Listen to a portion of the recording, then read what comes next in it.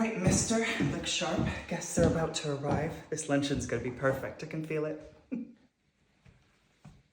Yeah. You okay? Just tired. It's a long week. Well, take your time, but buck up. You're my co-host, remember? Yeah, I'll be ready.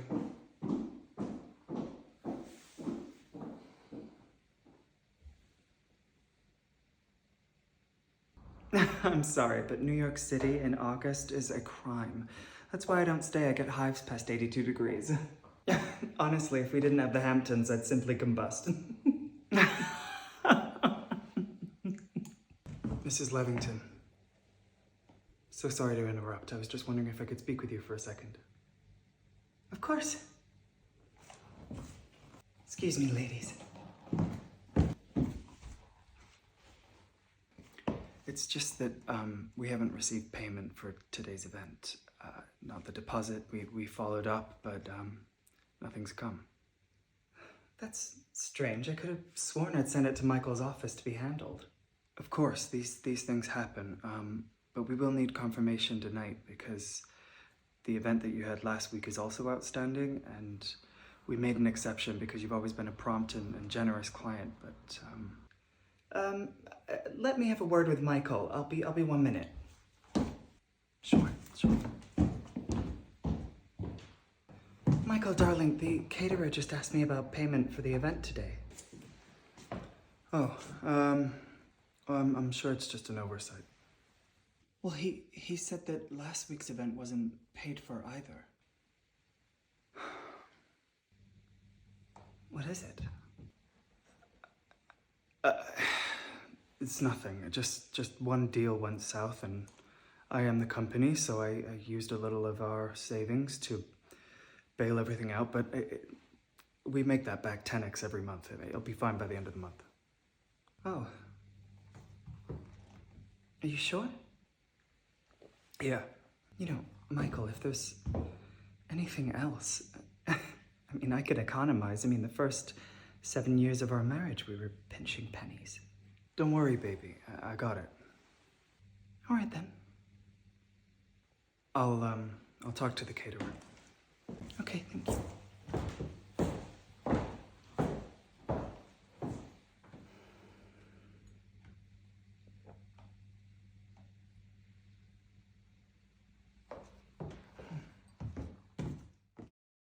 Oh, and guess who showed up to Pilates with a new face? Like literally a whole new one. Please, if I come back looking like a different person in September, just pretend it's a stress thing. So sorry, Mrs. Levington, your card was declined.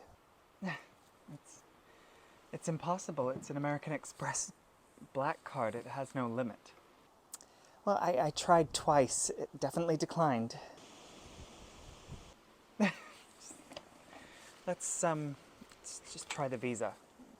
Thank you. Maybe it's their Wi-Fi or something. Also declined.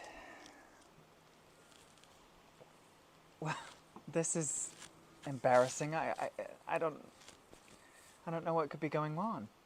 Oh, don't worry, I've got it. Thank you. Thank you. Michael must be shifting accounts again. He's always restructuring, you know. Of course, it happens to the best of us. Let me call him and let's check. Hello, you've reached Michael Levington. Leave a message and I'll get back to you. Voicemail. Oh, maybe this is Michael. Hello? Hello, is that Mrs. Levington? Yes, this is she. This is St. Augustine's Prep. Your daughter Avery's tuition is 2 months overdue. I tried contacting your husband, but I can't get a hold of him. Mrs. Levington? Hello? Hello? Good afternoon, Mrs. Levington. Oh, good afternoon, Charles. I've just finished the southern bed, mulched, trimmed, pruned. Shall I move on to the hedges next? Yes, please. They're starting to look like uncut hair on a mad person. Actually, I'm sorry to ask, but I'd spoken with the office earlier this week and they said they hadn't heard anything about payments since May. Oh, did they? Yeah, they weren't sure if there was a delay or some miscommunication or something. No, of course. You're part of the family, the furniture here, Charles. I'll follow up today, I promise. I appreciate that. I wouldn't normally ask, but it's been a few months, so...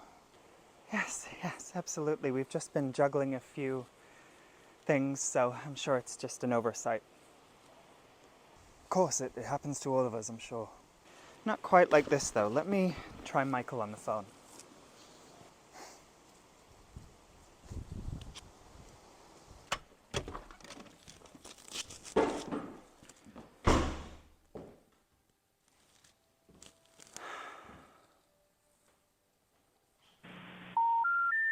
The number you dialed is not in service.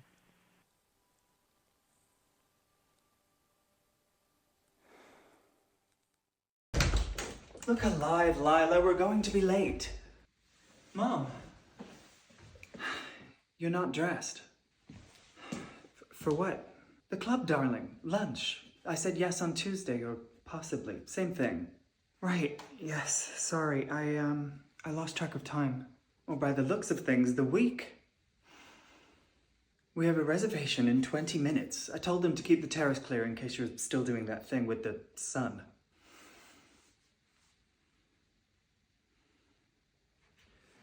What is it? Michael didn't come home last night. I've tried calling him again this morning. The number has been disconnected. The gardener hasn't been paid. My credit cards aren't working. Avery's school fees haven't been paid. I don't know what's going on. Well...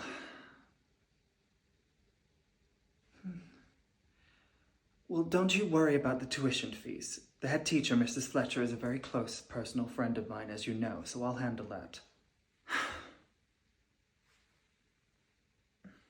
I always said it was risky, marrying a man that wears boat shoes around the house.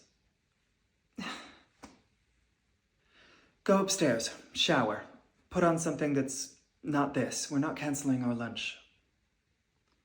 Mom, I don't know if I can go out and be in public right now. You're gonna order a niçoise salad and a glass of Sancerre, and we're gonna pretend like none of this is real until I tell you it is.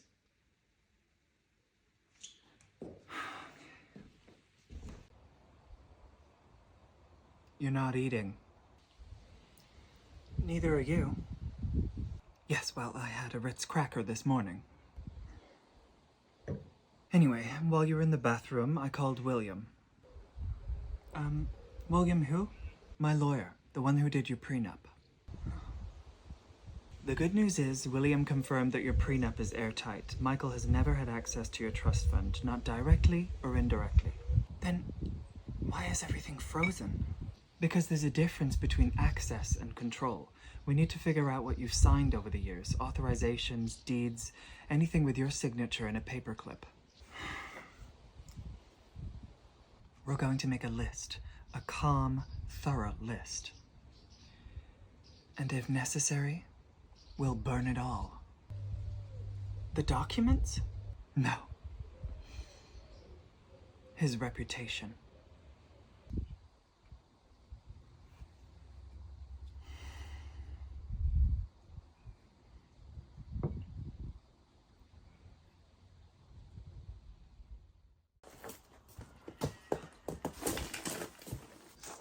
Lila! Margaret! What a surprise! Yes, quite. You look beautiful. Oh, please, I've just come from Pilates. How are you? Oh, you know, just surviving. How's Henry and Sophie? Growing too fast. I can't believe it. I mean, Henry is off to college next year, and Sophie... Well, Sophie has recently discovered boys. Dear, you'll have your hands full. Anyway, I'm looking forward to seeing you tomorrow night. I could really use a night out. I'm actually glad I ran into you. Did you get my note? What note? About the members' party at the club tomorrow. No, I don't think I've seen it. Well, this is kind of awkward. Tomorrow's event is private. You know, members only. Members? Margaret, my grandmother was a founder of the club. Yes, you absolutely were a member. But with the situation regarding your dues and those nasty rumblings about your husband and federal investigations, I just don't think it would be appropriate. And you understand, I have my husband's position to consider. Appropriate. My husband's business is his business, and I haven't done anything wrong. You know me. I do, and that's why I'm trying to tell you as kindly as I can that people are watching, and it's not a good look for either of us, and maybe you should just lay low for a little bit. I kept your secret, Margaret, for years. Do you remember? I do. Every time that you were playing the doting wife when Richard was working late, or every time you smiled at me across the luncheon table, I never breathed a word. That is neither here nor there, Lila. And dragging up the past like some cheap weapon, it's irrelevant and it's beneath you. Irrelevant? I carried your shame in silence, and I let you keep your crown while I watched my own slip. And you want to lecture me now on what's irrelevant? This is not the same thing. That was private. What you're going through is very public, and it affects everyone. Don't you dare confuse convenience for loyalty, Margaret. I know the difference. Friendship, Margaret, isn't cocktails and pearls, okay? It's blood. And when mine is spilled, you don't get to sip champagne and watch me drown. Because in every shattered reputation, there's a reflection. And yours will be right beside mine.